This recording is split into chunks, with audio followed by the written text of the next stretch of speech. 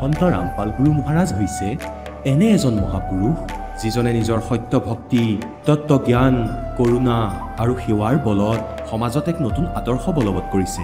সন্ত ৰামপাল গুৰু মহাৰাজৰ নেতৃত্বত তেওঁৰ সকলো সৎলোক আশ্ৰমে কৰা বিস্ময়কৰ সমাজ কল্যাণমূলক কামে সমাজখনক সোণালী ভৱিষ্যতৰ এক নতুন আশা দেখুৱাইছে। সন্ত ৰামপাল গুৰু মহাৰাজৰ পৰা নাম দীক্ষা গ্ৰহণ কৰাৰ পিছত লাখ লাখ লোকৰ কৰ্কট ৰোগ, এইডছ আদি দুৰাৰোগ্য ৰোগ নিৰাময় হ'ল। সন্তজনাৰ জ্ঞানৰ পৰা অনুপ্ৰাণিত হৈ তেওঁৰ অনুগামীসকলে লাখ লাখ ইউনিট ৰক্তদান কৰে।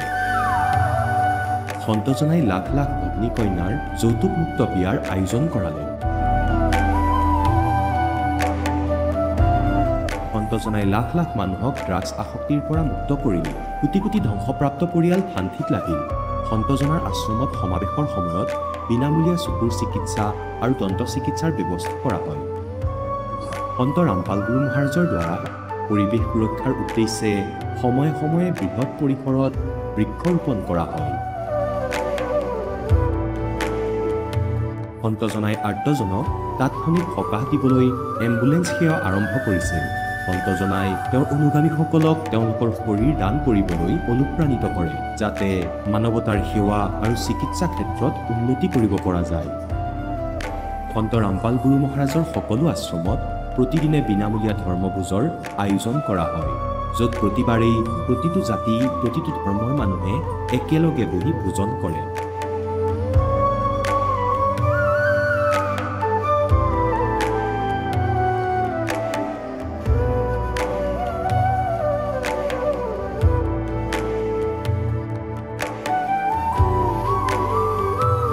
সন্ত ৰামপাল গুৰু মহাৰাজৰ আশ্ৰমত সহস্ৰাধিক বৃদ্ধ বৃদ্ধাই শ্ৰদ্ধা আৰু মৰমেৰে জীৱন যাপন কৰাৰ সুযোগ পায়। তেওঁলোকৰ থকা খোৱাৰ আৰু স্বাস্থ্যৰ সম্পূৰ্ণ দায়িত্ব সন্ত ৰামপাল গুৰু মহাৰাজে বহন কৰে।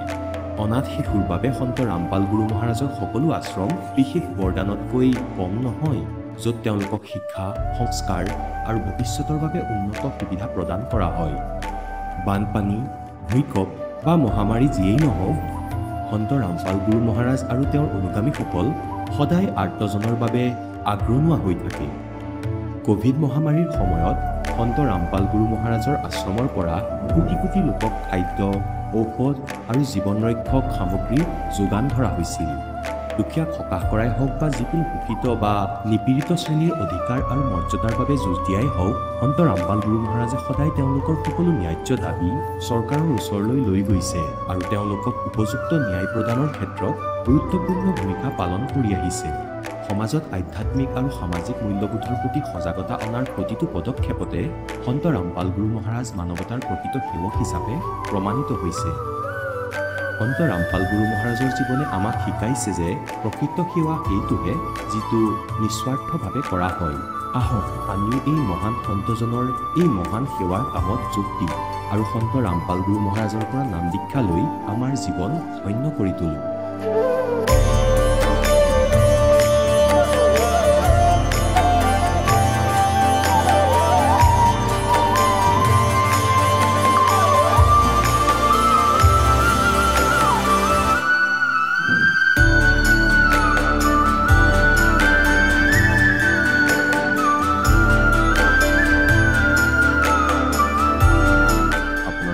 পৰিয়ালৰ সৈতে সৎলোক আশ্ৰমলৈ আন্তৰিকতাৰে আমন্ত্ৰণ জনোৱা হয়।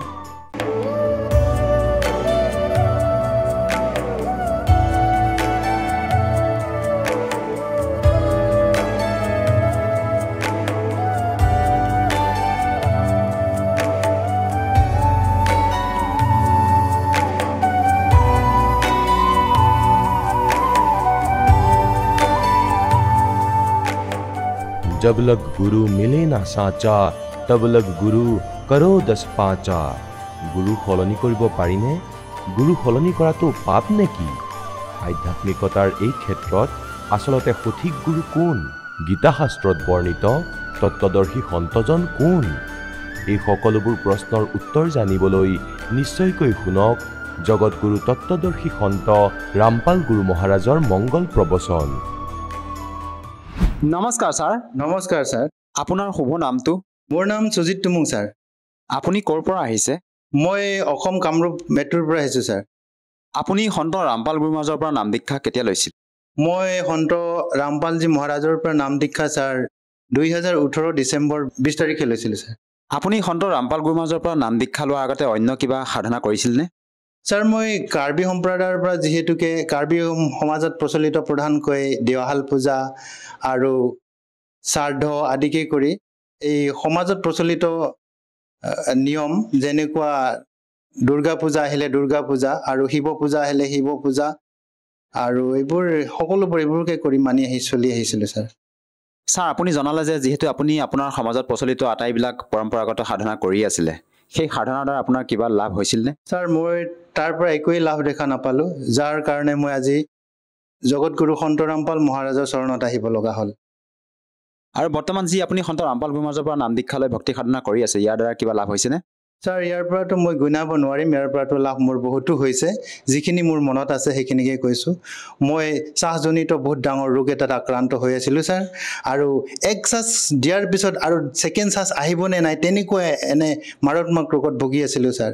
এই সন্ত গুৰু মহাৰাজৰ পৰা নাম দীক্ষা লৈ যি গুৰু মন্ত্ৰ পাইছিলোঁ সেইবোৰ নাম জাপ কৰি কৰি আজি সেয়াৰ পৰা মুক্ত হৈ আজি আপোনালোকৰ ওচৰত খাৰা হৈ আছোঁ ছাৰ। ছাৰ সঁচাকৈ এইটো ভাবিব লগা কথা, এজন সন্তৰ পৰা নাম দীক্ষা লোৱাৰ পিছতে আপুনি শ্বাসজনিত যি মাৰাত্মক ৰোগত ভুগি আছিলে তাৰ পৰা আপুনি পৰিত্ৰাণ পাইছে। আপুনি ইয়াৰ বাবে উন্নত মানৰ চিকিৎসা কৰিব লাগিছিল। বৰ্তমান যিহেতু আধুনিকতাৰ এই যুগত আমাৰ চিকিৎসা পদ্ধতি উন্নত, ডক্টৰৰ কাষলৈ যোৱা হ'লে হয়তো আপুনি ঠিক হ'ল হয়। আপুনি ডক্টৰৰ কাষলৈ গৈছিলনে? মই ডক্টৰৰ ওচৰতো গৈছিলোঁ ছাৰ। ডক্টৰৰ ওচৰত যাই মানে ৰোগৰ আৰোগ্য গ্ৰহণ কৰিব নোৱাৰিলোঁ, লাভ নাপালোঁ। সেয়েহে মই পৰমেশ্বৰে দিয়া যিটো গুৰু মন্ত্ৰ আছিল গুৰু সন্ত ৰামপালজী মহাৰাজদেৱ, তেওঁৰ মন্ত্ৰ জাপ কৰাৰ পিছতে মোৰ এই ৰোগৰ পৰা আৰোগ্য হ'লোঁ ছাৰ। ছাৰ সঁচাকৈ আচৰিত কথা, এজন সন্ত বৰ্তমান সময়ত হিচাৰ কাৰাগাৰত বন্দী আছে, তথাপি তেখেতৰ পৰা নাম দীক্ষা লৈ আপোনালোকে মাৰাত্মক ৰোগৰ পৰা পৰিত্ৰাণ পাইছে। প্ৰকৃততে সন্ত ৰামপাল গুৰু মহাৰাজে আপোনালোকক এনেকুৱা কি ভক্তি বিধি প্ৰদান কৰে যাৰ দ্বাৰা নেকি ইমানবোৰ লাভ পাবলৈ সক্ষম হৈছে? আজিৰ দিনত জগতগুৰু সন্ত ৰামপালজী মহাৰাজৰ বাহিৰে কোনো সত্য ভক্তি প্ৰচাৰ কৰা নাই ছাৰ।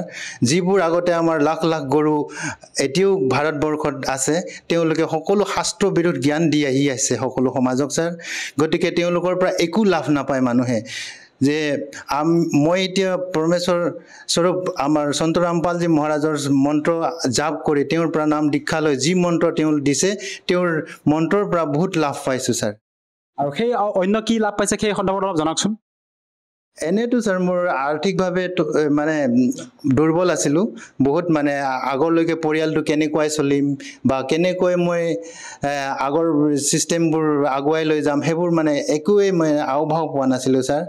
গতিকে দুৰ্বল আৰ্থিক হিচাপে দুৰ্বল আছিলোঁ যদিও এতিয়া তেওঁৰ চৰণত অহাৰ পিছত যি মন্ত্ৰ জাপ কৰে সামগ্ৰী বিধিমতে শাস্ত্ৰ বিধিমতে কাম চলি আছে এতিয়া, আৰু শাস্ত্ৰ বিধিমতে ভক্তি প্ৰদান কৰাৰ পিছত যি গুৰু মন্ত্ৰ পাইছোঁ সেই মন্ত্ৰৰ পৰাই আমাৰ বহুত লাভ হৈছে। কেনেকৈ সংসাৰ চলি আছে এতিয়া নিজেই ক'ব নোৱাৰোঁ ছাৰ।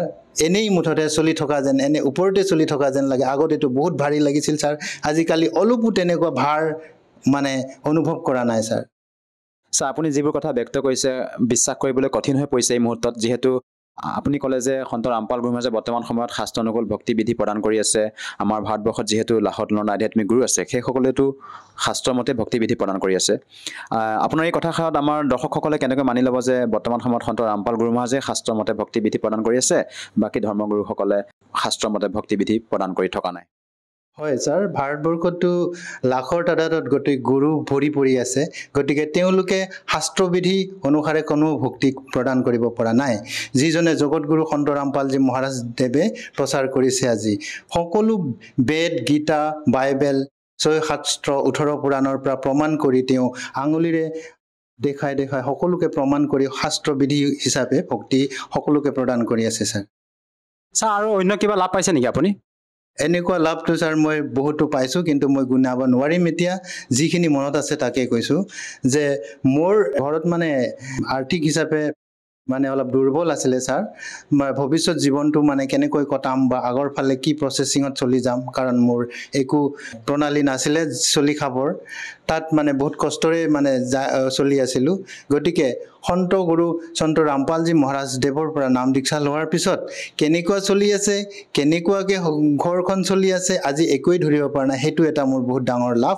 আৰু এনেকুৱা চলি থকাৰ অৱস্থাত মোৰ মাজতে কাম বনৰো অসুবিধা হৈ গৈছিলে এনেকুৱা ৰোগত আক্ৰান্ত হৈ গৈছিলোঁ যিটো মোৰ ভৰিৰ বিষ বুলি হৈছিলে খোজ কাঢ়িব নোৱাৰা হৈ আছিলোঁ ছাৰ তেতিয়া মই যি কৰ্মটো আছিলোঁ সেই কামটো কৰিব নোৱাৰা অৱস্থাত আছিলোঁ ছাৰ তেতিয়া ভাবিছিলোঁ মই কি কাম কৰিম আৰু মইতো এনেকুৱাকৈ ডাঙৰ পৰা উঠা বহা কাম কৰিবই নোৱাৰোঁ ভৰিৰ বিষত উঠিব নোৱাৰোঁ গতিকে সেইখিনি সময়তে এজন অটো ৰিক্সাৱালাই মোক ৰৈ আছিলে আগৰ ফালে গৈ যে আপুনি আজিৰ পৰা মোৰ গাড়ীখনে চলাবা তেনেকুৱা বুলি মোক তেওঁ ক'লে যে মই গম পালোঁ যে পৰমাত্মাই মোৰ কথা কেনেকৈ শুনি ল'লে আৰু লগতে মোক গাড়ী এখন আগৰ ফালে লৈ যায় আগুৱাই ৰাখি দিছে যে তুমি আজিৰ পৰা এখন গাড়ীখনে চলাবা বুলি মোক সেই ড্ৰাইভাৰজনে ক'লে আৰু সেইটো এটা মোৰ কাৰণে বহুত ডাঙৰ লাভ ছাৰ গতিকে এইবোৰ অসম্ভৱ বুলি মই ভাবি লওঁ ছাৰ এজন মাত্ৰ সন্ত গুৰু ৰামপালদেৱ আশীৰ্বাদতে হৈছে আৰু বাকী কৰোঁ পৰা নহয় বুলি মই ভাবোঁ ছাৰ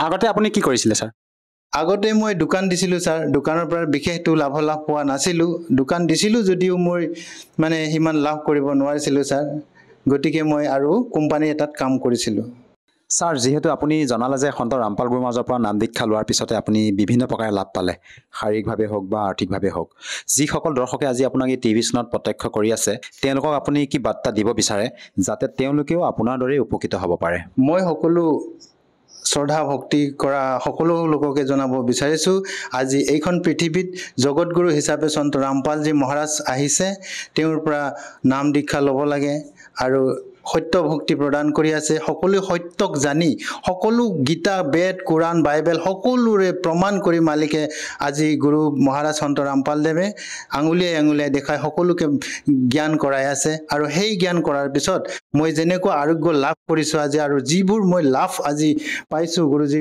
মহাৰাজ সন্ত ৰামপালজী মহাৰাজৰ দয়াত গতিকে এইবোৰ সত্য ভক্তি সত্য আচৰণ কৰি আপোনালোকেও সত্য সন্ধানত যদি আহে তেতিয়াহ'লে বেদ পুৰাণ গীতাৰ অনুসাৰে আপোনালোকে ভক্তি কৰিলে গুৰু মহাৰাজে প্ৰদান কৰা জ্ঞান গ্ৰহণ কৰিলে নিশ্চয় আপুনিও মোৰ দৰে লাভান্বিত হ'ব পাৰিব ছাৰ আমি জানিব পাৰিছোঁ যে আপোনালোকৰ গুৰু সন্ত ৰামপাল গুৰু মহাৰাজ হাৰিয়ানা প্ৰান্তৰ নিবাসী হয় তেনে ক্ষেত্ৰত ছাৰ যদি কোনো লোকে তেখেতৰ পৰা সহজভাৱে নাম দীক্ষা ল'ব বিচাৰে কেনেকৈ ল'ব পাৰিব হয় ছাৰ নাম দীক্ষা ল'বলৈ আজিকালি বহুত সহজ হৈ পৰিছে সকলোৰ হাতে হাতে মোবাইল থাকে আৰু ইউটিউব চেনেলত চাৰ্চ কৰিলেই হ'ল সন্ত ৰামপালজী মহাৰাজ বুলি সেই তাতে চলি থকা সৎসং পোৱা যায় তাৰ তলতে নাম্বাৰ আছে সেই নাম্বাৰতে ডাইল কৰি আপুনি নামদান ল'ব পাৰে ওচৰত নিকটতম নামদান চেণ্টাৰ আছে তাৰ পৰা নামদান লৈ আপুনি নিজক উপকৃত কৰিব পাৰে লগতে আপোনাৰ পৰিয়ালৰো উপকৃত কৰিব পাৰে ধন্যবাদ ছাৰ ধন্যবাদ ছাৰ এতিয়া জগতগুৰু তত্ত্বদৰ্শী সন্ত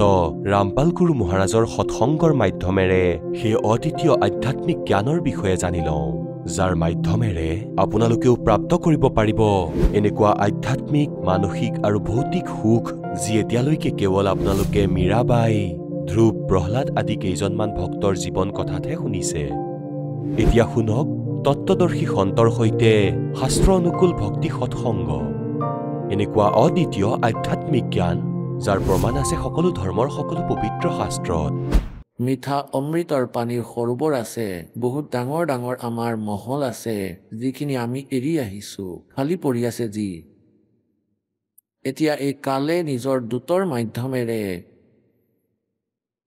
এই নকলি গুৰু সন্তৰ মাধ্যমেৰে আমাক ইমান ভ্ৰমিত কৰিছে পৰমাত্মাৰ যথাৰ্থ কথা সৃষ্টি ৰচনা আমাৰ আৰম্ভ হওঁতে এনেকুৱা লাগে যেনেকৈ মিছা কাহিনী কথা সেয়াতো পৰমাত্মাৰ কৃপা যে আমাৰ লগত ইমান প্ৰুফ আছে ইমান প্ৰমাণ আছে যাৰ বাবে এই মন বিবশ হ'বলগীয়া হয় সেই সত্য কথাক সত্য বুলি মানিবলৈ তেন্তে পুণ্যাত্মাসকল এয়া যিবোৰ কথা কোৱা হয় যে তাত সৎলোকত মানুহ আছে মনুষ্য সদৃশ শৰীৰ আমাৰ আছে আমিও মানুহ এনেকুৱাই পৰমাত্মাও আমাৰ সদৃশেই হয় हमरे ही उनिहार है हमरा सृजनहार गरीब दासदेवे কয় যে আমাৰ সৃষ্টিকৰ্তা हमरे ही उनिहार মানে আমাৰ স্বৰূপৰ দৰেই কিন্তু পৰমাত্মাৰ শৰীৰৰ তুলনাত আমাৰ শৰীৰ কম শক্তিশালী হয় কম তেজময় হয় পৰমাত্মা পূৰ্ণ ব্ৰহ্ম সত্য পুৰুষৰ এডাল নোমৰ কোপত কোটি সূৰ্য কোটি চন্দ্ৰ মিলাই দিয়া সেয়াও উজ্জ্বলহীন লাগিব। ইমান উজ্জ্বলতা আছে সেই পৰমাত্মাৰ বডিৰ শৰীৰৰ। আৰু তাত গৈ আমাৰ যি শৰীৰ হ'ব তাত 16 সূৰ্যৰ সমান প্ৰকাশ থাকিব। আমাৰ শৰীৰৰ ইমান মৃত্যু নহ'ব। তেন্তে পুণ্যাত্মাসকল ইয়াতো ডেফিনিট হয় যে ইয়াৰ পৰা আমি যাব লাগিব। লাগিলে আমি আজি যিয়ে ভাবি আছো, আজি নমৰো, এতিয়া নমৰো, কেতিয়াবাতো মৰিম, এদিনটো তেনেকুৱা আহিবই যিদিনাখন আমি যাব লাগিব। আৰু সেই যাবলগীয়া দিনৰ আগতে আমি কি তৈয়াৰী কৰিব লাগিব সেয়া এই সৎসংগত কোৱা হয়। যেনেকৈ আজি ৰাতিপুৱাৰ সৎসংগত আপোনালোকক কৈছিলোঁ যে গীতা জ্ঞানদাতাই কয় যে এই 8ম অধ্যায়ৰ 5 আৰু 7 নম্বৰ শ্লোকত যে যদি তুমি সেই সময়লৈকে মোৰ ভাৱতেই ভাবিত হৈ থাকা, মোৰেই সাধনা কৰি থাকা, মোৰেই জ্ঞানৰ সৈতে তুমি জড়িত থাকিবা, তেতিয়া মোকেই প্ৰাপ্ত কৰিবা। আৰু এয়া নিয়ম যে অন্ত সময়ত যাৰ য'ত আশা থাকে তেওঁ তাতেই যাব। গতিকে পৰমাত্মাই আমাক আকৌ কৈছে যে যিয়ে সেই সচিদানন্দ ঘনব্ৰহ্মৰ পৰমক্ষৰ ব্ৰহ্মৰ সাধনা কৰে, তত্ত্বদৰ্শী সন্তৰ পৰা উপদেশ প্ৰাপ্ত কৰি তেওঁৰ ওচৰলৈ গুচি যায়। এতিয়া পুণ্যাত্মাসকল আমি আমাৰ জীৱনৰ এটা ৰিহাৰ্চেল কৰিব লাগে। আৰু যেনেকৈ আমি গোটেই জীৱনত, সম্পূৰ্ণ জীৱনত যেনেকুৱাই আমি ভাৱমূৰ্তি বনাম অন্তও তেনেকুৱাই হ'ব। আৰু অন্ত যেনেকৈ আমি ভক্তি নকৰি বেলেগ কোনো সাংসাৰিকৰ ধান্দাত থাকিম, লাগি থাকিম, যা যোগাৰ কৰোঁতেই মৰিম, তেন্তে এইবোৰতেই আস্থা থাকি যাব। তেতিয়া ইয়াতেই জন্ম হ'ব কোনোবা পশু কোনোবা পক্ষী। গতিকে এই ফাউল পইণ্টৰ পৰা আমি বাচিব লাগিব। এতিয়া অন্তৰ সময়ত যাৰ আস্থা, যেনেকৈ শ্ৰী বিষ্ণু কোনোৱে বিষ্ণুদেৱৰ সাধনা কৰে, তেতিয়া অন্তৰ সময়ত তেওঁতেই আস্থা থাকিব। আৰু বিষ্ণুৰ লোকলৈ যদি গুচিও যায় তেনেহ'লে আকৌ উভতি আহিব। জন্ম মৃত্যু সদায় হৈ থাকিব। যেনেকৈ পৰমাত্মাই কয় যে कि इंद्र कुबेर ईश की पदवी ब्रह्मा वरुण धर्मराया और विष्णु नाथ के पुर को जाके तो फिर भी उल्टा आया। তেন্তে এই জ্ঞানেৰে আপোনাৰ হৃদয়ত এক এনেকুৱা চাপ লাগি যাব, এনেকুৱা চাপ তৈয়াৰ হ'ব যে আপোনালোকে তন মন ধনেৰে সেই পৰমাত্মাক পোৱাৰ আৰু সৎলোকলৈ যোৱাৰ এক প্ৰবল ইচ্ছা কৰিব।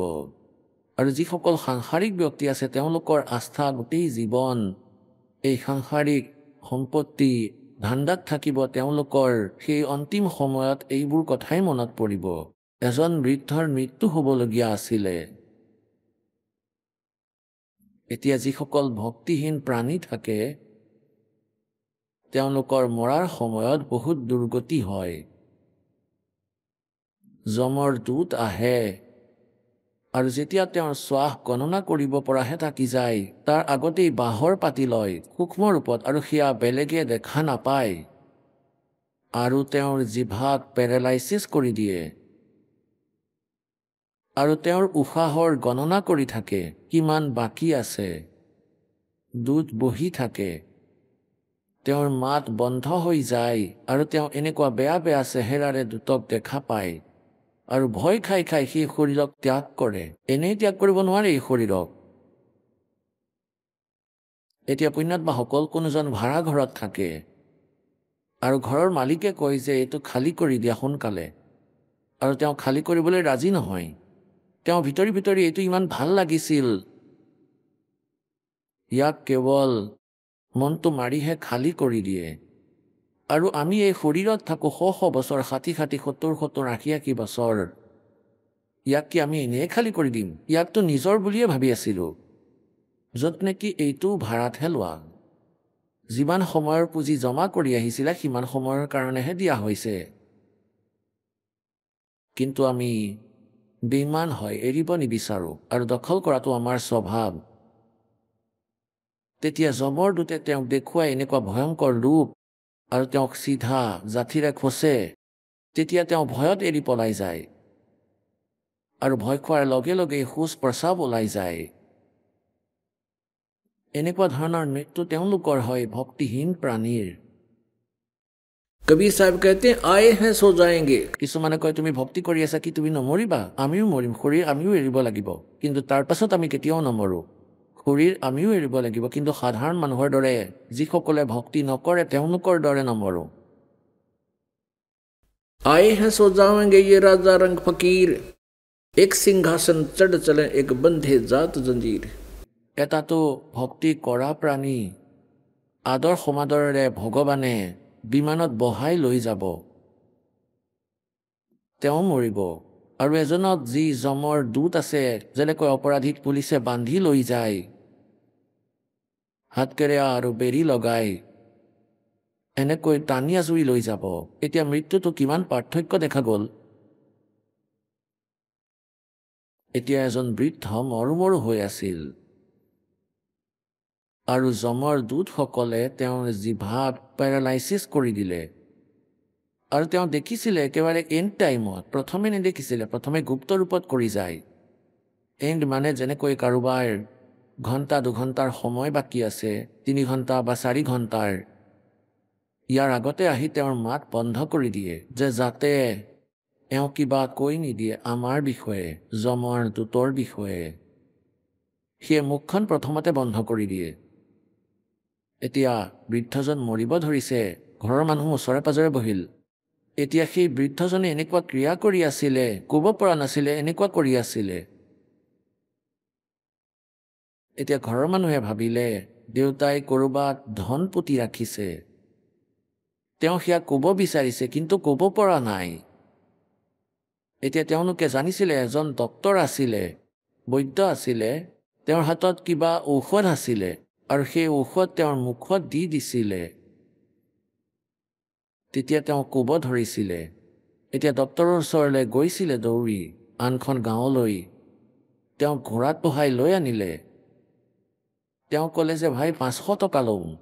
500 টকা, আগৰ 500 টকা। যেনেকৈ 500 অথবা 500, 300, 200 যি সঠিক ভাবিলে সেয়া দি দিলে তেওঁৰ ফিজ। সেই ডক্তৰে তেওঁৰ মুখত সেই ঔষধ ভৰাই দিলে। ঔষধ দিয়া মাত্ৰই ক'লে যে দেউতাক কওক, আপুনি সোনকালেই কওক যে আপুনি ক'ত ধন পুতি থৈছে। আৰু বুঢ়াই ক'লে আৰে তোমালোক ক'ত মৰিব গৈছা, এয়া চোৱা গাইৰ পোৱালীয়ে ঝাৰু খাই আছে। নাশ কৰি পেলালে 250 অনাৰ ঝাৰু পাত। আৰু এই বুলি কৈ বুঢ়া মৰি থাকিল, তেওঁ দেহ ত্যাগ কৰিলে। এতিয়া ল'ৰাজনে নিজৰ মূৰতে কোবাই আছিলে, দেউতাৰ 250 অনাৰ ঝাৰু আমাৰ 500 টকা পৰিল। 250 অনাৰ ঝাৰুত 500 টকা লাগি গ'ল আমাৰ। এতিয়া অন্তৰ সময়ত যাৰ য'ত আস্থা, বুঢ়াজনৰ এনেকুৱা বেমাৰ আছিলে, এনেকৈ চাই চোৱা বাল্টি ক'ত ৰাখিছা, ঘটিটো কি ইয়াত ৰাখিবা, চোৱা আমুকটো এনেকুৱা হৈ গ'ল, আমুকটো তেনেকুৱা হৈ গ'ল। কাৰণ নামৰ বিষয়ে তেওঁ নাজানে আৰু কামৰ বিষয়ে একোৱেই নাজানে। গতিকে ঘৰৰ মানুহবোৰৰে মূৰ সদায় বিষ কৰি থাকে তেওঁ।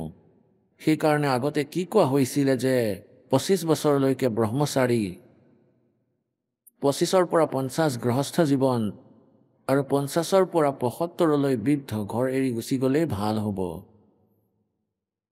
কাৰণ সন্তানে যি পাব সেয়া তেওঁৰ সংস্কাৰীহে পাব।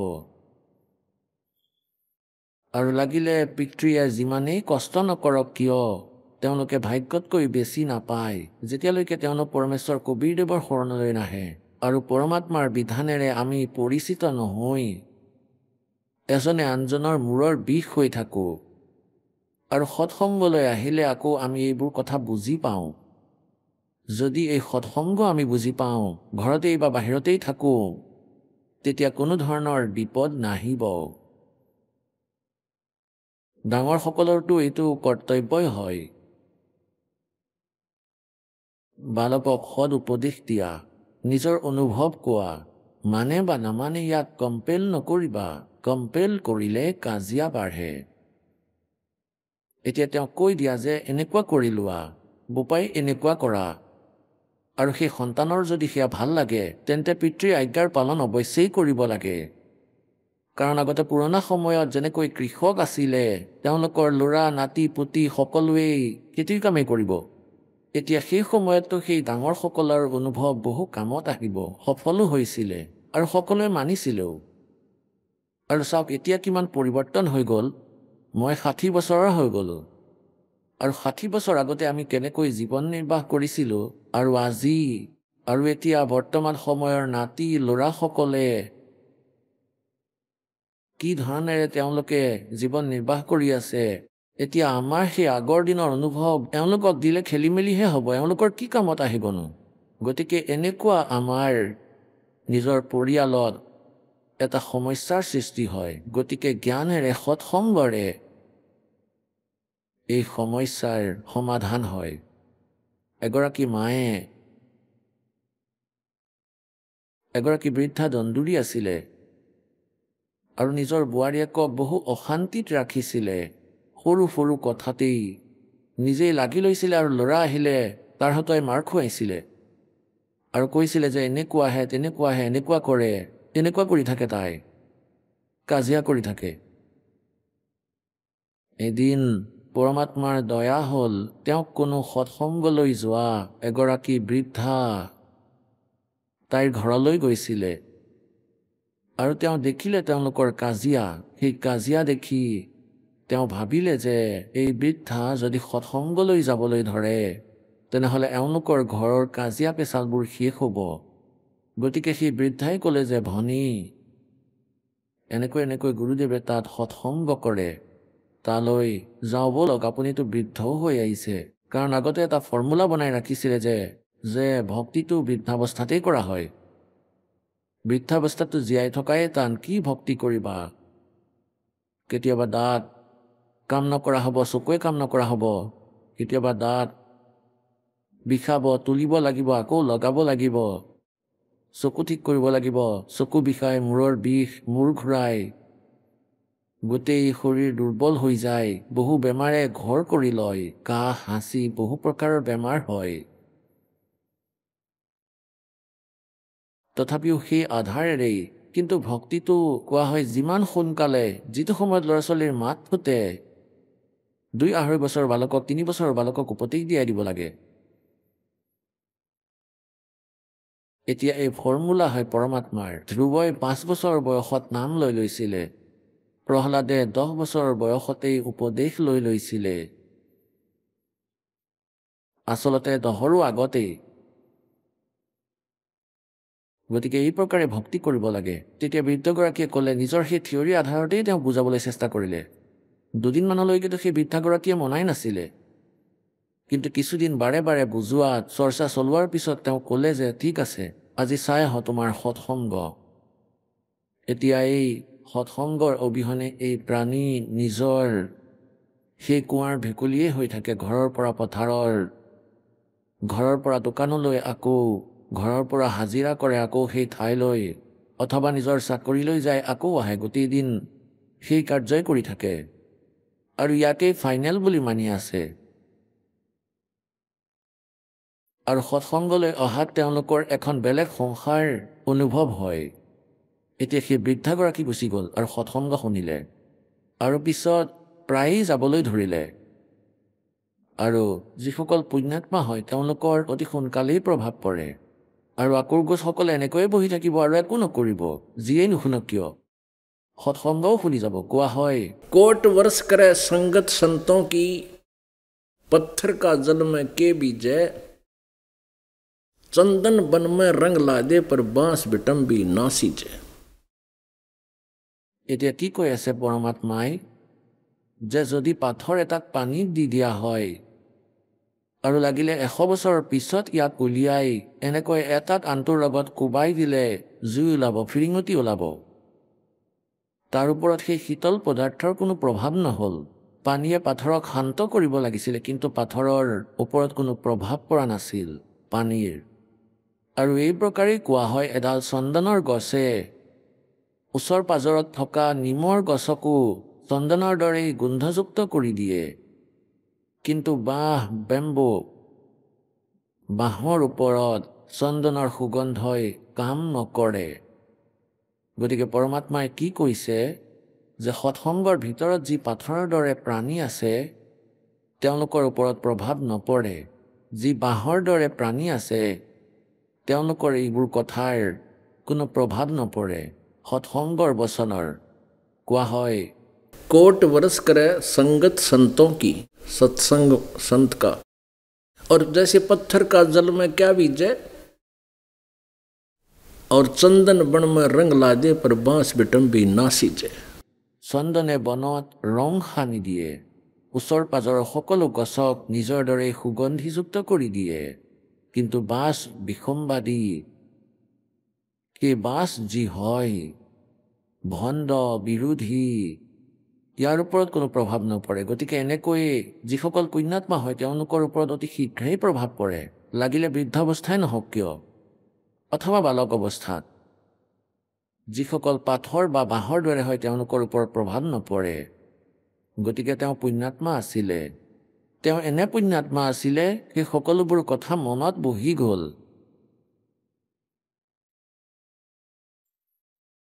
এদিন তেওঁৰ বোৱাৰীয়েকে মহৰ গাখীৰ খীৰালে। ৫-৬ কিলো গাখীৰ আছিলে, আৰু ইয়াক ওপৰত হাকুতাত এডাল হাকুতা ওলোমোৱা আছিল। এডাল লোহা এনেকৈ তলৰ পৰা বেকা কৰি দিছিলে, তাত বাল্টি ওলমাই দিছিলে যাতে কুকুৰ মেকুৰীয়ে সেয়া খাব নোৱাৰে গাখীৰৰ। তেওঁৰ বোৱাৰীয়েকে প্ৰতিদিনৰ দৰে সেই বাল্টি গাখীৰ খীৰালে মহৰ, আৰু এনেকৈ ওলমাব ধৰিলে। ওপৰলৈ এনেকৈ অনুমান কৰি অভ্যাস থাকে, এনেকৈ অনুমান কৰি ওলমাব পাৰে। তাই ওলমালে, কিন্তু ওলটা চাইডে লাগি গ'ল সেই বাল্টিটো।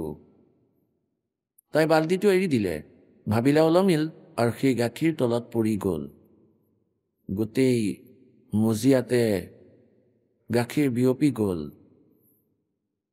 এতিয়া সেই বোৱাৰীয়েকে সেই বৃদ্ধাৰ ফালে চাই ভাবিলে যে হ'ল ভাল, আজি কথা দিয়া বিষমেই হ'ব। আৰু এনেকৈ তেওঁৰ ফালে চালে মনটো বেয়া কৰি যে কি হ'ব, তেওঁ এতিয়া কি ক'ব। বৃদ্ধাগৰাকীয়ে ক'লে, মাজনী, এয়া আমাৰ ভাগ্যতেই নাছিল, আজি এয়া আমাৰ ভাগ্যত নাছিলেই, আৰু ইয়াক ওপৰৰ পৰা পৰিষ্কাৰ কৰা আৰু মহকে খুৱাই দিয়া। মাজনী, এয়া আমাৰ ভাগ্যতেই নাছিলে, আমাৰ হোৱা হ'লেনো কেনেকৈ পৰিলেহেঁতেন, আগতেতো কেতিয়াও পৰা নাছিলে। এতিয়া বোৱাৰীয়েকৰ বিশ্বাসেই হোৱা নাছিলে যে বুঢ়ীয়ে আজি কোনটো ষ্টেচন ধৰিলে। আজি ইমান ভালকৈ কৈ আছে, কোনটো ষ্টেচন ধৰিলে আজি, নে ইয়াতো আৰু কিবা ষড়যন্ত্ৰ আছে। তেওঁৰ মুখৰ ফালেই চাই থাকিলে যে এতিয়াই লাঠি উঠাই মাৰিব, আৰু কিমান যে বেয়াকৈ ক'ব। তেওঁ আকৌ ক'লে যে মাজনী, এইখিনি পৰিষ্কাৰ কৰা, ওপৰে লৈ মহক খুৱাই দিয়া, আৰু বাকীখিনি মচি দিয়া গোবৰেৰে। এয়া আজি আমাৰ নাছিলেই, আমাৰ ভাগ্যতেই নাছিলে। এতিয়া বোৱাৰীয়েকে তথাপিও বিশ্বাস কৰা নাই যে ইমান পৰিৱৰ্তন কেনেকৈ হ'ব পাৰে মানুহৰ। তাই ভাবিলে এইবোৰৰ হিচাপ এওঁ আবেলি ল'ব, যেতিয়া পুতেক আহিব তেতিয়া সকলো শুনাব। এতিয়া পুতেকো আহি গ'ল, আৰু তেওঁ গাখীৰ খুজিলে। গাখীৰ ক'ত আছে মা, গাখীৰ দিয়ক। তেওঁ ক'লে, বোপাই, আজি গাখীৰ খোৱা আমাৰ ভাগ্যতেই নাছিল, আৰু এনেকুৱা হৈ গ'ল। আৰু আমি সৎসংগলৈ যাওঁ, তাত এনেকুৱা ধৰণৰ কথা কৈ থাকে। পৰমাত্মাই যি আমাৰ ভাগ্যত লিখি ৰাখিছে সেয়াই পাওঁ আমি এনেই কাজিয়া কৰোঁ। আৰু বোপাই, তুমি তাইক একো নক'বা, বেচেৰেতো জানি বুজি গাখীৰ পেলাই দিয়া নাই, তাইৰোতো মৰম আছে ঘৰখনৰ প্ৰতি, জানি বুজি একো কৰা নাই। এতিয়া যেতিয়া তেওঁৰ বোৱাৰীয়েকৰ বিশ্বাস হ'ল বুঢ়ীটো দেৱতা হৈ গ'ল, ভৰিত ধৰিলে, ভৰি মালিচ কৰিলে, আৰু তেওঁ বুকুত সাৱটি ল'লে যে মা, আজিতো আপুনি মোৰ বহুত ডাঙৰ অপৰাধ ক্ষমা কৰি দিলে। ক'লে যে নহয়, জ্ঞান অবিহনেহে কাজিয়া হয়, আৰু নহয় মাজনী, তুমি নিজৰ কাম কৰা আৰু মোৰ লগত ব'লা। ক'লে, যাম মই আপোনাৰ লগত। মোৰ ঘৰটো নৰক আছিল, স্বৰ্গলৈ পৰিৱৰ্তন কৰি দিলে এই সন্তই। এতিয়া তেওঁৰ বোৱাৰীয়েকেও নাম ল'লে আৰু পুত্ৰয়ো উপদেশ ল'লে। গতিকে পুণ্যাত্মাসকল, এনেকৈ সৎসংগলৈ আহিলে এই ধৰণেৰে সমস্যাৰ সমাধান হয়। কিন্তু প্ৰভাৱ তেওঁলোকৰ ওপৰতহে পৰে যিসকল পুণ্যাত্মা, এই পাথৰ আৰু বাঁহৰ দৰে প্ৰাণীৰ নহয়, যাৰ ঘৰত এই নাম সৎপুৰুষৰ আৰু সেই ঘৰত কাজিয়া আৰু তেওঁলোকৰ ওপৰত প্ৰভাৱ পৰা নাই। তেওঁলোক পাথৰৰ দৰে হয়, অলপমান ঘৰ্ষণ হৈ গ'লে এনেকৈ ফিৰিঙতি ওলায়। পুণ্যাত্মাসকল, তেওঁলোকৰ ভিতৰত আমি পৰিৱৰ্তন বহুত কৰিব লাগিব। আমাৰ কথা পতাৰ আৰু কোৱাৰ, চলা ফুৰা উঠা বহা কৰোঁতে আৰু আমাৰ দৃষ্টিটো সাধুতা আহিব লাগিব। এজনেতো কঁকাল ভাঙি ভাঙি যায় আৰু এজনে চিধা একেবাৰে ভগত সন্তৰ দৰে চলে। উঠা আৰু বহাটো ক'তো বেয়া বস্তু চকুত নপৰিব। চাওঁতেও এনেকুৱা কোনো ক্ৰুটি সন্তৰ দৃষ্টিত থাকিব নালাগিব ভগতৰ। তেতিয়া আমি সৎসংগী হয়, অন্যথা আমি কেৱল নাম কেৱল উপদেশ, প্ৰভাৱ একোৱেই নপৰিব। গতিকে পুণ্যাত্মাসকল, সৎসংগলৈ আহিলে এই জ্ঞান হয় পৰমাত্মাই কি ক'ব বিচাৰিছে। इस झूठे सुख को सुख कहे ये मान रहा मन मोदे, ये सकल चबीना काल का भाई कुछ मुख में कुछ गोद। बेटा जाया खुशी हुई ये खूब बजाए थाल। কাঁহী বজায়, কাৰোবাৰ ল'ৰা হ'লে এনেকৈ কাঁহীবোৰত লাখুটিৰে মাৰে, টন টন টন টন। তেতিয়া ওচৰ পাজৰৰ আগতেতো গমেই পাই যায় যে কোনো সন্তান হ'বলগীয়া আছে বোৱাৰীৰ। তেতিয়া বুজি পাই যায় কাঁহীবোৰত এনেকৈ লাখুটিৰে মৰা হয়, কাঁহী বজায়। গতিকে এয়া প্ৰতীক হয় যে তেওঁলোকৰ ল'ৰা হ'ল। আৰু ৰজাসকলে বেণ্ড বাজা বজোৱাই, তেওঁলোকৰ ঘৰততো সেইবোৰ বহুত ডাঙৰকৈ হয়। চেহনাইও বজাইছিল যেতিয়া ল'ৰা হৈছিল। দুখীয়া মানুহে নিজৰ কাঁহী পিটিয়ে আনন্দ উদযাপন কৰে। अब परमात्मा कहते हैं बेटा जाया खुशी हुई और खूब बजाए थाल। ये तो आना जाना लगा हुआ जो कीड़ी का नाल है। लाख गिरा से नित उठ दूती, माया आद तकत की कूती। 1.25 लाख घड़िए नित भंडे, हंसा उत्पत्ति पर ले डंडे। পৰমাত্মাই কৈছে এই কাল আৰু দুৰ্গা 1 লাখ প্ৰাণীক এই কালে ডেইলি খায়, বা দুৰ্গাই এওঁৰ সহযোগিতা কৰে। আদি মায়া বুলি কোৱা হয় তেওঁক। আৰু 1.25 লাখৰ উৎপত্তি ডেইলি কৰি আছে। পৰমাত্মাই মনত পেলাই আছে যে ইয়ালৈ অহা জন্ম লোৱা প্ৰাণীসকলক আৰু ইয়াৰ পৰা মৃত্যু হৈ ওপৰলৈ যোৱাসকলৰো সেই একেটাই পদ। 1 লাখ সদায় ওপৰলৈ গৈ আছে কালৰ ওচৰলৈ, আৰু 1.25 লাখ তাৰ পৰা জন্ম ল'বলৈ আহি আছে। পৰমাত্মাই কয় যে এই কাঁহী পিটি পিটি আনন্দ উদযাপন কৰি লোৱা। बेटा जाया खुशी हुई खूब बजाए थाल। ये तो आना जाना लगा हुआ है जो कीड़ी का नाल। নলাৰ পোক আপুনি হয়তো দেখিছে, লাখ লাখ পোক ইফালে পলাই আছে, লাখ লাখ পোক সিফালে পলাই আছে, একেবাৰে খেলি মেলি কৰি ৰাখিছে। এনেকৈ কোৱা হয় এজন পুত্ৰ হ'ল এজন ব্যক্তিৰ বহু বছৰৰ পিছত, বিয়াৰ 10-20 বছৰৰ পিছত, আৰু তেওঁৰ ককা দেউতাই অৰ্থাৎ যিজন পুত্ৰ হৈছিল তেওঁৰ ককা দেউতাই ওচৰ পাজৰৰ 10-12-15-20খন গাঁৱক একত্ৰিত কৰি আনন্দ উদযাপন কৰিলে, পাৰ্টি দিলে। আৰু পিছৰ বছৰৰ জন্মদিনৰ আগতেই তাৰ মৃত্যু হৈ গ'ল সেই ল'ৰাজনৰে, পুত্ৰজনৰ। তেওঁ মূৰ মাৰি মাৰি কান্দি আছে। পৰমাত্মাই কয় बेटा जाया खुशी हुई तन खूब बजाए थाल। ये तो आना जाना लगा हुआ है जो कीड़ी का नाल। परमात्मा कबीर साहब जी कहते हैं कि क्या मांगो कुछ थिर ना रहा, ये देखत नैन चला जग जाई। 1 लाख पूत 1.25 लाख नाती, और उस रावण का आज दीवान बाती है। আপুনিতো এই কালৰ লোকত যাৰ পুত্ৰ নাই ঠায়ে ঠায়ে ঘূৰি ফুৰে যে মোৰ এটা পুত্ৰ হৈ যাওক, মোৰ এক পুত্ৰ হওক, যিকোনো প্ৰকাৰে হৈ যাওক, বাই হুক এণ্ড ক্ৰু। আৰু পৰমাত্মাই কয় তুমি এজন পুত্ৰৰে কিনো কৰিবা 1 লাখ पूत 1.25 লাখ नाती 1 লাখ পুত্ৰ আছিল সেই ৰাৱণৰ আৰু শ লাখ তেওঁৰ আত্মীয় ডাঙৰ ডাঙৰ বহুত শক্তিশালী ভাল ধনৱান क्या मांगूं कुछ थिर न रहाई পৰমাত্মাই আমাক মনত পেলাই দিয়ে যে তুমি মোৰ পৰা কি খুজিবলৈ আহিছা তোমালোকে মোৰ পৰা একো স্থায়ী বস্তুৱেই বিচৰা নাই তোমালোকেতো পুতলা বিচাৰি আছা আৰু এই পুতলাবোৰ কিছুদিনৰ পিছত ভাগি যায় তেতিয়া আকৌ কেঁচুৱাৰ দৰে মূৰ মাৰি কান্দি থাকা क्या मांगूं कुछ थिर न रहाई ये देखत नैन चला जग जाई চকুৰ আগতেই জগতখন যাব ধৰিছে ক'ৰবাত 20টা মৰিলে ক'ৰবাত 30টা মৰিলে কোনো কাৰণত ক'ৰবাত ভূমিকম্পত আৰু পৰমাত্মাই কয় 1 लाख पूत 1.25 लाख नाती उस रावण के दीवान बाती গতিকে পুণ্যাত্মাসকল এই কালৰ লোকত আমি যিবোৰ বস্তুৰ ডিমাণ্ড কৰোঁ ভগৱানক সেয়াতো কবিৰ ভগৱানে আপোনালোকক নুখুজিলেও দি দিব আপোনালোকে কেৱল এটা বস্তুই বিচাৰক भक्ति दान गुरु दीजियो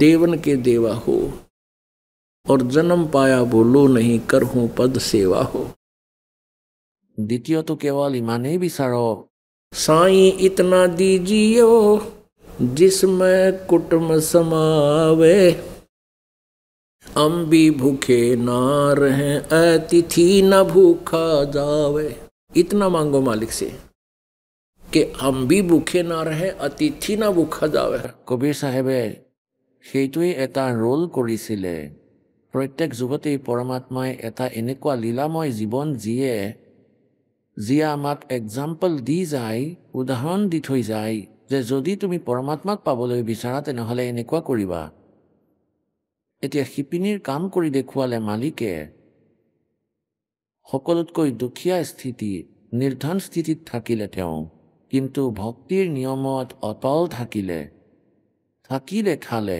আমাক এক্সাম্পল দিলে আমাৰ কাৰণে এক্সাম্পল ৰাখিলে আৰু আকৌ যিটো সময়ত পৰমাত্মাই নিজৰ কৰ্তব্য কৰ্ম আছিলে সেই কামো কৰিছিলে সেই কাৰ্যও কৰিছিলে শিপিনীৰ আৰু লগতে যি উদ্দেশ্য তেওঁ লগত লৈ আহিছিল সেয়াও কৰিছিলে তেওঁ তত্ত্বদৰ্শী সন্তৰ ভূমিকাও পালন কৰিছিলে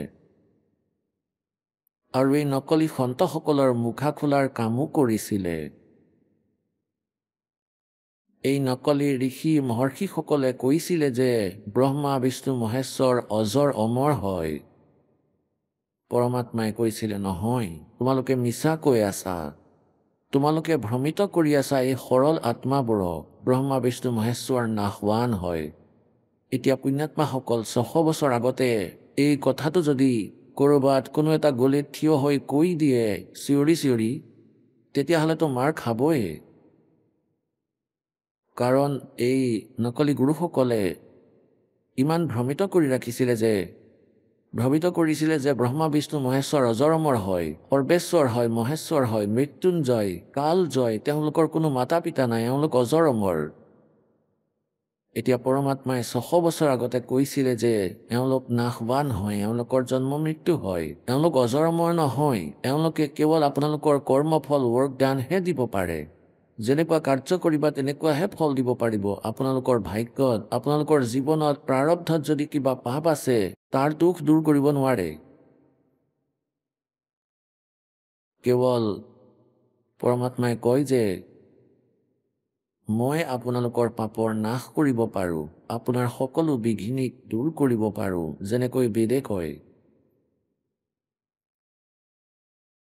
কিন্তু সেই সময়ত 600 বছৰ আগতে পৰমাত্মাই ঢোল বজাই কৈছিল সত্য কৈছিল ইমান বিৰোধিতা হৈ গৈছিল ভগৱানৰ আৰু পুণ্যাত্মাসকল তেনেকুৱা ধৰণৰে এই দাসৰ সৈতেও হৈ গৈছিলে কাৰণ এই যি নকলি গুৰু ঋষি আচাৰ্য আছিলে মহৰ্ষি নকলি মিছা তেওঁলোকে নিজৰ জীৱন নিৰ্বাহৰ বাবেহে চিন্তা কৰিছিলে তেওঁলোকৰ জনতাৰ লগত কোনো লেনদেন নাছিলে তেওঁলোক জিয়কেই বা মৰক তেওঁলোকৰ উদ্ধাৰৰ লগত এওঁলোকৰ কোনো উদ্দেশ্য নাই আৰু এওঁলোকে ইমান মিঠাকৈ কয় ইমান ভাল লাগে জনতাক যে যেনেকৈ এই মহৰ্ষিয়ে পঢ়ি আছে এইজন সন্ত ভাল আৰু কবিৰ দেৱটো এজন শিপিনী অশিক্ষিত নিৰক্ষৰ আৰু তেওঁ যদি কয় যে ব্ৰহ্মা বিষ্ণু মহেশ্বৰ নাশবান হয়, তেওঁৰ মাতৃ দুৰ্গা হয় আৰু পিতা হৈছে জ্যোতি নিৰঞ্জন কাল, আৰু তেওঁলোকৰ জন্ম মৃত্যু হয় আৰু আজিৰ পৰা 600 বছৰ আগতে, তেতিয়া ইমান বিৰোধিতা হৈ যোৱাটো কোনো ডাঙৰ কথা নহয় যিমানখিনি প্ৰভুৰ হৈছিলে। এতিয়া এই একেধৰণৰ কামেই এই নকলিসকলে চেষ্টা কৰিছিলে এই দাসৰ লগত। মিছা কৈ ৰামপালে মিছা কৈ আছে, ব্ৰহ্মা বিষ্ণু মহেশ্বৰক নাশবান বুলি কয়, আৰু মহৰ্ষি দয়ানন্দক বেদ জ্ঞানহীন বুলি কয়। এই ধৰণে তেওঁলোকে বহুতো উৰা বাতৰি বিয়পাই জনতাক উত্তেজিত কৰিলে। কিন্তু এতিয়া সেই সময় আৰু নাই, জনতা শিক্ষিত হৈ গ'ল, সদগ্ৰন্থ আমাৰ লগত উপলব্ধ আছে, আমি সেয়া চাই এতিয়া সন্তুষ্ট হৈ গৈছোঁ। সেই সময়ৰ যি ঢৌ তেওঁলোকে আনিছিলে ইয়াৰ কিবা কুপ্ৰভাৱ ৰৈ গৈছে। এতিয়া পৰমাত্মাই এই সময় এই কাৰণে বাছি লৈছে, আৰু আজিৰ পৰা 600 বছৰ আগতে নিজৰ যথাৰ্থ জ্ঞান কৈ গৈছিলে। এতিয়া যদি 600 বছৰ আগতে মালিক নাহিলে হয় আৰু নিজৰ সেই চিম্পল সচিদানন্দ ঘনব্ৰহ্মৰ বাণীত যদি সেই জ্ঞান নিদিলে হয়, যিবোৰ আজি বেদ গীতা আৰু কোৰাণৰ পৰা আমি পাই আছোঁ, তেনেহ'লে আমি ভগৱানক চিনিব নোৱাৰিলোঁ হয়। বেদে সেয়াই কয় যে সেই পৰমাত্মা নিজৰ নিজ স্থানৰ পৰা এখন দেশৰ হয়, এক দেশীয় হয় ভগৱান, সতলোকত থাকে, তৃতীয় মুক্তিধামত থাকে, আৰু তাৰ পৰা গতি কৰি আহে।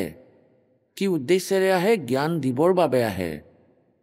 তেন্তে 600 বছৰ আগতে মালিকে নিজৰ সচিদানন্দ ঘনব্ৰহ্মৰ বাণীত, কবিৰ বাণীত সেই জ্ঞান দি থৈ গৈছিলে। আহক আমি এতিয়া সেই শ্ৰদ্ধালুসকলৰ অনুভৱবোৰ জানো, যিসকলে জগতগুৰু তত্ত্বদৰ্শী সন্ত ৰামপাল গুৰু মহাৰাজৰ পৰা দীক্ষা প্ৰাপ্ত কৰিছে তথা তেওঁ কোৱা ভক্তি মাৰ্গ এওঁলোকে অৱলম্বন কৰি আছে। নমস্কাৰ। নমস্কাৰ ছাৰ। কি নাম আপোনাৰ? পুষ্পা সিং। ক'ৰ পৰা আহিছে আপুনি? ঝাৰখণ্ডৰ পৰা। মই আপোনাৰ পৰা এইটো জানিব বিচাৰিম যে সন্ত ৰামপালদেৱ মহাৰাজৰ পৰা আপুনি কেতিয়া নাম দীক্ষা ল'লে? 2011 4 মাৰ্চত। সন্ত ৰামপালদেৱ মহাৰাজৰ পৰা নাম দীক্ষা লোৱাৰ আগতে আপুনি কিবা ভক্তি সাধনা কৰিছিলনে? হয়, কৰিছিলোঁ। হিন্দু ধৰ্ম অনুসৰি দেৱী দেৱতাৰ ভক্তি কৰিছিলোঁ। সেই অনুসাৰে আমি চলিছিলোঁ, কিন্তু কোনো লাভ পোৱা নাছিলোঁ। কি ভক্তি সাধনা কৰিছিল আপুনি? দেৱী দেৱতাৰ ভক্তি, যেনে শংকৰ, ভগৱান, হনুমান দেৱ। ব্ৰত ৰাখিছিলনে? হয়, ৰাখিছিলোঁ। যেনেকৈ ঘৰৰ মানুহে যেতিয়া কৈছিলে ৰাখিছিলোঁ। আপোনাৰ পৰা এইটো জানিব বিচাৰিম যে আপুনি সন্ত ৰামপালদেৱ মহাৰাজৰ পৰা নাম দীক্ষা কিয় ল'লে? কি কাৰণ হ'ল যে আপুনি সন্ত ৰামপালদেৱ মহাৰাজৰ পৰা নাম দীক্ষা ল'ব লগা হ'ল? ইয়াৰ পিছত এইটোৱেই কাৰণ ছাৰ যে হঠাৎ 2010ত মোৰ স্বাস্থ্য একেবাৰে বহুত বেয়া হৈ গৈছিলে, যি কাৰণে আমাৰ ওপৰত বহুত হঠাৎ 2010 মে' মাহত মোৰ গা বেয়া হৈ গৈছিলে। ৰাতি 12 বাজিছিলে, হঠাৎ মোৰ অৱস্থা বহুত বেয়া হৈ গৈছিলে। জিভাখন বাহিৰলৈ ওলাই গৈছিলে আৰু চুলি নিজে নিজে সৰি যাব ধৰিছিলে আৰু চকু বেকা হৈ গৈছিলে। তেতিয়া মোৰ হাজবেণ্ডে ভাবিলে যে কি হৈ গ'ল, হঠাৎ তাইৰ কি হ'ল। যেতিয়া সিদিনা পাৰ হ'ল, তাত যি ফ্লেটত আছিলোঁ তাত যি এজন মেম্বাৰ আছিলে, তেওঁ ক'লে ভূতৰ বাধা আছে, যি কাৰণে তাতে যিসকল তান্ত্ৰিক থাকে মুছলিম ধৰ্মৰ, তেওঁক মাতিলে। তেতিয়া তেওঁ একো কৰিব নোৱাৰিলে। য'ত নেকি মানুহে কয় যে হনুমান চালিচা পঢ়িলে ভূত প্ৰেত পলাই যায়, এনেকুৱা একোৱেই নহ'ল। কাৰণ আমি জানো যে যেতিয়া মোৰ ওপৰত ভূত প্ৰেতৰ বাধা আহে, তেতিয়া হনুমান দেৱৰ যি কিতাপ সেয়া মোৰ হাতত দি দিছিলে। মই হনুমান দেৱৰ কিতাপ হাতত লৈ পঢ়িছিলোঁ, কিন্তু একো নহৈছিলে। আৰু মোৰ একেবাৰে চকু ঘূৰি যায় আৰু চুলি একেবাৰে অট'মেটিক খুলি যায়। গতিকে মোৰ ঘৰৰ মানুহ বহুত চিন্তাত পৰি গৈছিলে, একেবাৰে বহুত নিৰাশ হৈ গৈছিল, যাৰ কাৰণে তেওঁলোকে বহুত দুখৰ সন্মুখীন হ'বলগীয়া হৈছিল। মা দেউতাই বহুত কান্দি আছিলে, কাৰণ মই ঘৰৰ ডাঙৰ ছোৱালী আছিলোঁ, যাৰ কাৰণে নেকি তেওঁলোকে বহুত ঠাইত মোক দেখুৱাবলৈ চেষ্টা কৰিছিলে। কিছুদিনলৈকেতো ঠিকে থাকোঁ, কিন্তু লাভ নহয়। যেতিয়া হাজাৰিবাগত ভাল নহ'লোঁ, তাৰ পাছত মোৰ গাঁও হ'ল আৰা জিলা। কিবা কিবি তান্ত্ৰিকক তাতে মোক দেখুৱালে, দেৱী দেৱতাসকলক মন্দিৰত, হনুমান দেৱ, কালী, সকলো ঠাইতে গ'লোঁ, কিন্তু তাতেও একো নিবাৰণ নহ'ল। তাৰপাছত তাৰ পৰা যেতিয়া উভতি আহিলোঁ, মোৰ মাৰ ঘৰ জমছেদপুৰত হয়, তালৈ গ'লোঁ। তাত নৱৰাত্ৰি মোৰ মাহঁতে পালন কৰি আছিলে, কিন্তু একো লাভ নহ'ল। অট'মেটিক নৱৰাত্ৰিৰ দিনাই মোৰ সম্পূৰ্ণ 9, 10 ভূত প্ৰেতৰ বাধা হ'ল এনেকুৱা লাগিছিল। তাৰপাছত মোৰ মায়ে বহুত ভয় খালে। তাৰপাছত এজন মুছলিম ধৰ্মৰ তান্ত্ৰিকৰ ওচৰলৈ লৈ গ'ল। তাৰপাছত গম পালোঁ যে মোৰ ভিতৰত 7, 8, 9, 10টা ভূত আছে। গতিকে যাৰ বাবে তাত মানে কিছুদিনলৈকেতো ঠিকে থাকিলোঁ 1-2 মাহলৈ। তাৰপাছত মোৰ তাতেই আৰম্ভ হ'বলৈ ধৰিলে। তাৰপাছত আকৌ 2011ত মোৰ ফেব্ৰুৱাৰী মাৰ্চত মোৰ গা হঠাৎ আকৌ বেয়া হৈ গ'ল। কাৰণ 26 জানুৱাৰী 2011ত নেশ্যনেল গেম হৈ আছিলে ৰাঁচীত। সেইবাবে তাত মই কোচৰ কাম কৰি আছিলোঁ। মোৰ হঠাৎ গা বেয়া হৈ গ'ল, যাৰ বাবে মোৰ মায়ে মোক তৎক্ষণাত জামছেদপুৰলৈ লৈ গ'ল। মোৰ তাতে গা বেয়া হোৱাৰ কাৰণে তান্ত্ৰিকৰ ওচৰলৈ লৈ গ'ল।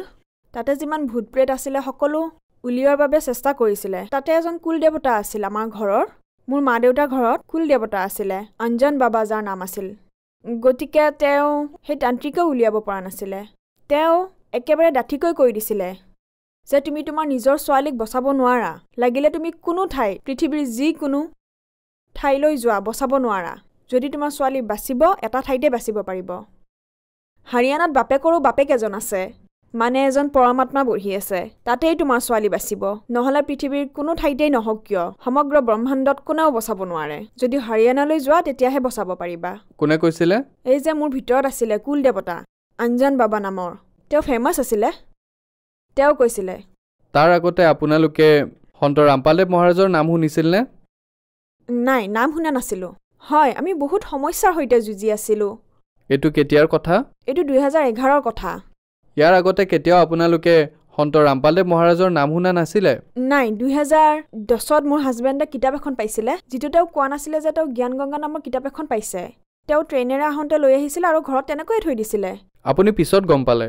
হয়, 2011ৰ জানুৱাৰী সময়ত সেই কিতাপখন হঠাৎ আমি দুয়োজনেই জব কৰোঁ। তেতিয়া মোৰ লেজাৰ পিৰিয়ড আছিলে, খালী পিৰিয়ড আছিলে। তেতিয়া মই ভাবিলোঁ যে কিতাপখনত কি আছে, জ্ঞান গংগা নামৰ কিবা ডিফাৰেণ্ট হয়। গতিকে সেই কিতাপখন মই লৈ গ'লোঁ। আচলতে মই আপোনাৰ পৰা এইটো জানিব বিচাৰিম যে সন্ত ৰামপালদেৱ মহাৰাজৰ নাম আপোনাৰ ভিতৰত যি প্ৰেত আত্মা আছিলে, যাক আপুনি কোনোবা বাবা বুলি কৈ আছে, তেওঁ ক'লে যে সন্ত ৰামপালদেৱ মহাৰাজ নামৰ হাৰিয়ানাত কোনোবা সন্ত আছে, এনেকুৱা এজন মহাত্মা আছে যিয়ে আপোনাৰ ভূত প্ৰেতৰ বাধাক ঠিক কৰিব পাৰিব। গতিকে মই আপোনাৰ পৰা এইটো জানিব বিচাৰিম যে আপোনাৰ স্বামীয়ে যে কিতাপখন পাইছিলে, সেই সময়ত কি আপুনি গম পাইছিলে যে সন্ত ৰামপালদেৱ মহাৰাজেহে আপোনাৰ সমস্যা দূৰ কৰিব পাৰিব? এই কিতাপখন মই 2010ৰ আগষ্টত পাইছিলোঁ ট্ৰেইনত, যিখন মই পঢ়িব পৰা নাছিলোঁ। সেইখন মই ঠিক জানুৱাৰী 2011ত পঢ়িছিলোঁ। সেই কিতাপখন পঢ়াৰ পিছত মোৰ লগত বহুত চমৎকাৰ হৈছিলে। মই কেতিয়াও শুনা নাছিলোঁ সন্ত ৰামপালদেৱ মহাৰাজৰ বিষয়ে। গতিকে মই ইমানখিনিয়ে ভাবিছিলোঁ যে পৰমাত্মা ভগৱানৰ লাভ আমি কেনেকৈ পাওঁ, কি ধৰণে হয়, ভগৱানে কেনেদৰে সুখ দিয়ে। সেই জ্ঞান গংগা কিতাপখন পঢ়াৰ পিছতহে গম পালোঁ। আগতে এনেকুৱা আছিলে যে ভক্তিটো কৰোঁ কিন্তু লাভ একো নাপাওঁ। নহয়, এনেকুৱাওতো হ'ব পাৰে যে আপুনি কিতাপখন পঢ়িছিলে, তাৰপিছত আপোনাৰ মনত এইটোৱে চলি থাকিল। তাৰপিছত আপোনাৰ ভিতৰত যি প্ৰেত আছে সেইটোৱে ক'লে যে সন্ত ৰামপালদেৱ মহাৰাজৰ ওচৰলৈ গুচি যোৱা, নে তাৰ আগতে আপুনি নামেই শুনা নাছিলে? নামটো শুনা নাছিলোঁ। তাৰপাছত সেই প্ৰেত বাধাই সি নিজেই কৈ দিছিলে যে আপোনাৰ ছোৱালী বাচিবই নোৱাৰে। তাৰপিছত আপুনি সন্ত ৰামপালদেৱ মহাৰাজৰ বিষয়ে গম লোৱা আৰম্ভ কৰিলে? হয়, তাৰপিছত গৈ আমাৰ ঘৰৰ ফেমিলি বহুত দুখত আছিলে, যাৰ বাবে তেওঁলোকে তাৰপাছত সন্ত ৰামপালদেৱ মহাৰাজৰ ওচৰলৈ কেনেকৈ যাব পাৰি, জ্ঞান গংগা কিতাপৰ পিছফালে যি নক্সা আঁকা থাকে সেই অনুসাৰে আমি টিকট কটালোঁ আৰু তাৰপাছত বৰবালা আশ্ৰম হাৰিয়ানা গৈ পালোঁ। ঠিক আছে, যিবোৰ কথা য'ৰ পৰা আৰম্ভ হৈছিলে সেই ঠাইতে আছেনে, নে যেতিয়াই আপোনাৰ ভিতৰত যে ভূত প্ৰেতৰ বাধা আছিলে সি ক'লে যে সন্ত ৰামপালদেৱ মহাৰাজেহে ঠিক কৰিব পাৰিব, সমগ্ৰ পৃথিৱীত কেৱল এখনে ঠাই আছে, সেই কথা সঁচা প্ৰমাণিত হ'লনে? আপোনাৰ ভিতৰৰ পৰা ভূত প্ৰেতে যে কৈ আছিলে যে তাতেহে এই বাধা ঠিক হ'ব পাৰে বুলি, তেন্তে আপুনি সন্ত ৰামপালদেৱ মহাৰাজৰ পৰা নাম দীক্ষা লোৱাৰ পিছত ভাল হ'লনে? যেতিয়া আমি সকলো ফালৰ পৰাই ভাগৰি পৰিছিলোঁ, মন্দিৰ, মছজিদ, গুৰুদ্বাৰ সকলোলৈ গৈছিলোঁ। যেতিয়া মানুহৰ স্বাস্থ্য বেয়া হয় তেতিয়া সিহঁতৰ মাক দেউতাক বহুত দুখত থাকে। তেতিয়া সেই সময়ত তেওঁলোকে হিন্দু, মুছলিম, শিখ, ইছাই একো নাচায়, তেওঁলোক সকলো ধৰ্মৰ ওচৰলৈ যাবলৈ আৰম্ভ কৰে যাতে ভাল হয়। সেই সময়ত মানসিকতা শেষ হৈ যায় যে জাত পাত কি হয়।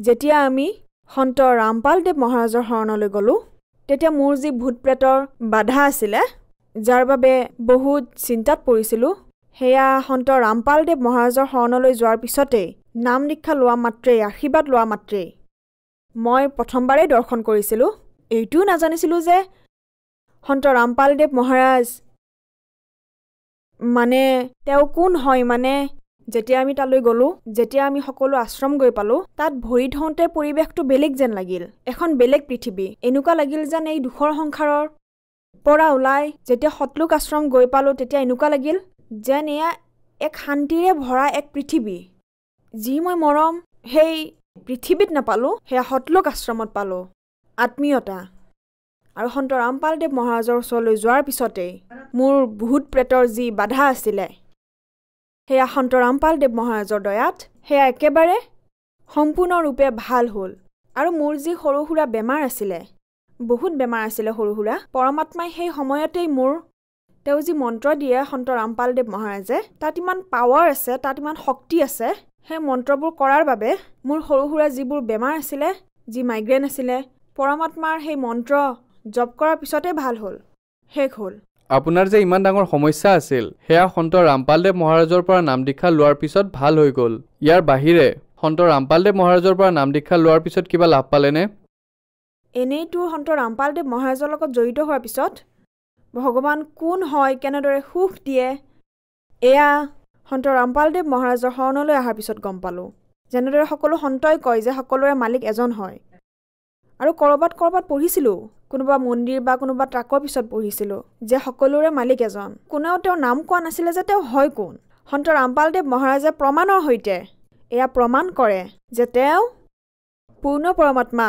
সকলোৰে মালিক এজন হয় আৰু তেওঁৰ নাম কবীৰ হয় গতিকে তেওঁ সকলো ধৰ্মৰ সৈতে জড়িত যিমানবোৰ কিতাপ আছে যেনে গুৰু গ্ৰন্থ চাহেব গীতা বাইবেল বেদ এই সকলোবোৰৰ পৰা উলিয়াই সম্পূৰ্ণ প্ৰুভৰ সৈতে তেওঁ প্ৰমাণ কৰিছে যে সুপ্ৰিম পৰমাত্মা কেৱল কবীৰ পৰমেশ্বৰ হয় তেওঁৰ ভক্তি কৰিলেহে সম্পূৰ্ণ লাভ পোৱা যায় আপোনাৰ পৰা আৰু এটা কথা জানিব বিচাৰিম যে সন্ত ৰামপালদেৱ মহাৰাজে আপোনালোকক যি ভক্তি সাধনাৰ কথা কৈ আছে এই ভক্তি সাধনাৰ কথা সমগ্ৰ বিশ্বত আন কোনেও কোৱা নাই গতিকে এয়া কেনেকৈ সম্ভৱ হ'ব পাৰে যে সন্ত ৰামপালদেৱ মহাৰাজেহে আপুনি কৈছে যে কেৱল তেওঁৱেই শাস্ত্ৰ অনুসৰি ভক্তি কৈ আছে বাকী সন্তসকলে নকয় ছাৰ সন্ত ৰামপালদেৱ আন সন্ততকৈ বেলেগ কাৰণ সন্ত ৰামপালদেৱে যি জ্ঞান দিয়ে ধৰক এজন শিক্ষক তেওঁ নিজৰ ছাত্ৰসকলক চিলেবাছ অনুসৰিয়েই পঢ়ায় গতিকে বৰ্তমান যিসকলে সাধনা কৰি আছে তেওঁলোকে চিলেবাছ অনুসৰি কৰা নাই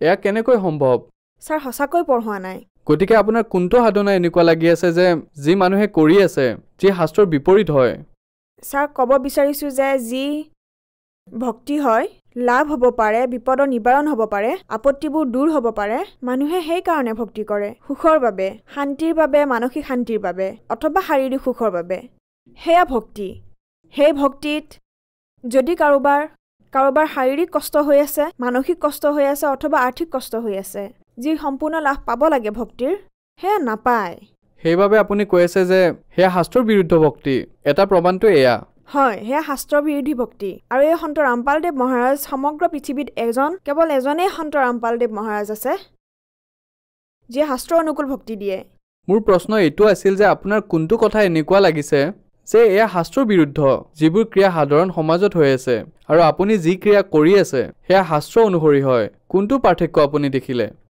ছাৰ শাস্ত্ৰ বিৰোধী ভক্তি এয়াই হয় যি গীতাত মানা কৰা হৈছে যে ব্ৰত ৰাখিব নালাগে তথাপিও মানুহে ৰাখে শ্ৰাদ্ধ কৰিব নালাগে তথাপিও মানুহে কৰে আৰু সন্ত ৰামপালদেৱ মহাৰাজৰ অনুগামীয়ে যি শাস্ত্ৰত লিখা থাকে যি সন্ত ৰামপালদেৱ মহাৰাজে শাস্ত্ৰ অনুকূল ভক্তি কৰায় তাত না ব্ৰত ৰখাৰ কথা কয় না শ্ৰাদ্ধৰ কথা কয় আৰু বহুত ধৰণৰ বিপদ তেওঁৰ আশীৰ্বাদ দিয়া মাত্ৰেই সমাপ্ত হৈ যায় ভগত সমাজক কি বাৰ্তা দিব বিচাৰিব ভগত সমাজক বাৰ্তাটো দিব নোৱাৰোঁ কেৱল প্ৰাৰ্থনা জনাব পাৰোঁ যে পৃথিৱীত পৰমাত্মা সন্ত ৰামপালদেৱ মহাৰাজৰ ৰূপত আহিছে হাৰিয়ানালৈ সোনকালে আহক আৰু তেওঁৰ পৰা নাম দীক্ষা লওক আৰু নিজৰ কল্যাণ কৰাওক আৰু কিবা ক'ব বিচাৰিব নেকি সন্ত ৰামপালদেৱ মহাৰাজৰ বিষয়ে সন্ত ৰামপালদেৱ মহাৰাজ সেইজন সন্ত হয় যেনে এজনী যদি ছোৱালী জন্ম পায় তেতিয়া বহুত মানুহ দুখী হৈ যায় গতিকে সন্ত ৰামপালদেৱ মহাৰাজৰ অনুগামীয়ে না যৌতুক লয় না যৌতুক দিয়ে সন্ত ৰামপালদেৱ মহাৰাজৰ বিচাৰধাৰাৰে যি অনুগামীসকলে না যৌতুক লয় না দিয়ে তেওঁলোক বহুত সুখী কিয়নো তাত 1 টকাও না যৌতুক লোৱা হয় না দিয়া হয় সেইকাৰণে আজিকালি ছোৱালী মাক দেউতাকৰ কাৰণে বোজা নহয় যি চৰকাৰে কৰিব পৰা নাই সেয়া সন্ত ৰামপালদেৱ মহাৰাজে নিজৰ সৎসংগৰ মাধ্যমেৰে নিজৰ বিচাৰধাৰাৰ মাধ্যমেৰে সমাজত যি প্ৰচলিত বেয়াবোৰ আছে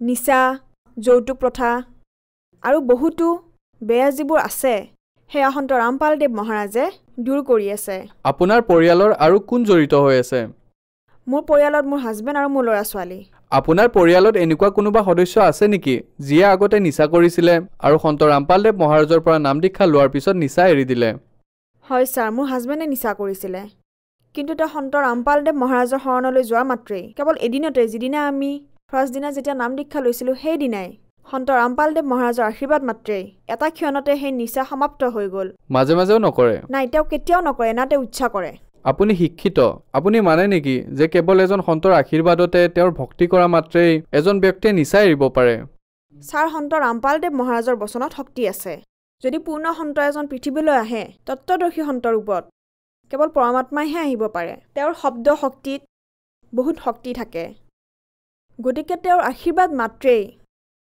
তৎক্ষণাত সেই নিচা সমাপ্ত হৈ গ'ল সেইদিনাৰ পিছৰ পৰাই 2011ৰ পৰা আজি 2020 হৈ গ'ল তেতিয়াৰ পৰাই নিচা কৰা নাই বহুত বহুত ধন্যবাদ সৎ সাহেব